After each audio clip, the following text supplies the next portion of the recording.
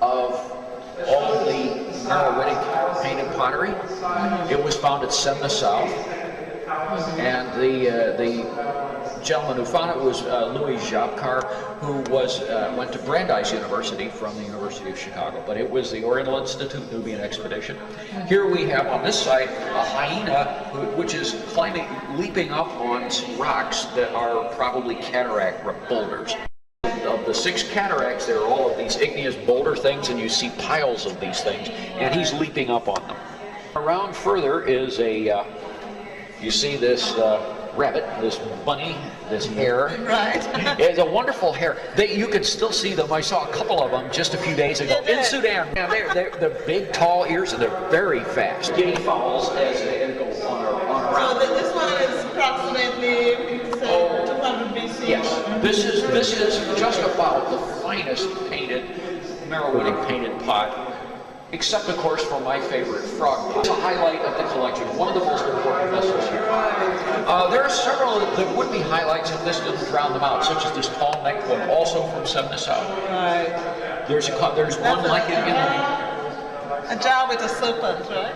Yeah. Jar with a serpent. With the symbol in the serpent, the flowing vine, which is something that has a religious importance, which I haven't studied in great detail, but it is significant. Another one that's also highlight, there's several in this case, is this, you see this frog or toad with a human face and a cap. On the other side, there's a goddess with wings. We had a real discussion as which one to face out because they're both extremely important. Both would be a regeneration, right? Yes. And then this one here, this red vessel, which was the poster boy, the poster child for the first exhibit in 1992. Really wonderful set of frogs with lotus and some kind of tree, an acacia perhaps.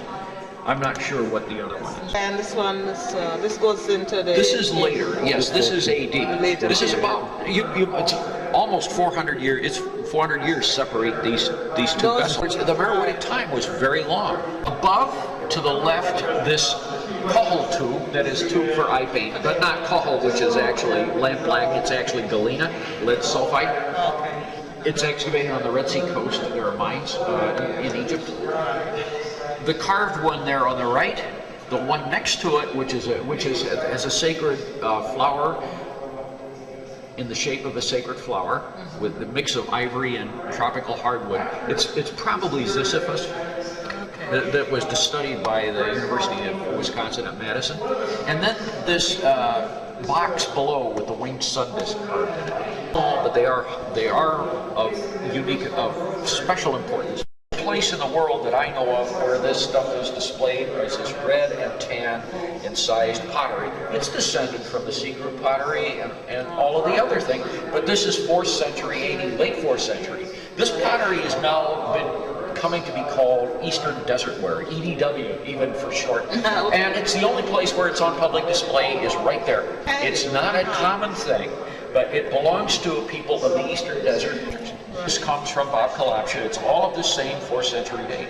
We refer to it as Blemy, and other people might quarrel with that, but we could in fact make a discussion point here. Then the greatest challenge? Really, we need to do a better job of understanding the relationship between Egyptian and ancient times, between Egyptian and Nubian culture. That there was a relationship in which they both differentiated and associated with each other deliberately.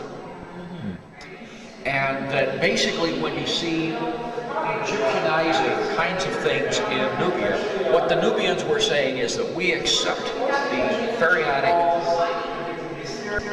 religion and its support for the universe, but we are taking responsibility for it because we don't believe the Egyptians are doing it right. We are doing it better. No, but it seems to me too that we've got to improve on that. That's 5,000 years Yes. before Caramel. Yes. I think maybe that's where we've got to do something. There's a lot of it, and the discoveries are really striking. Anyway, that's still on the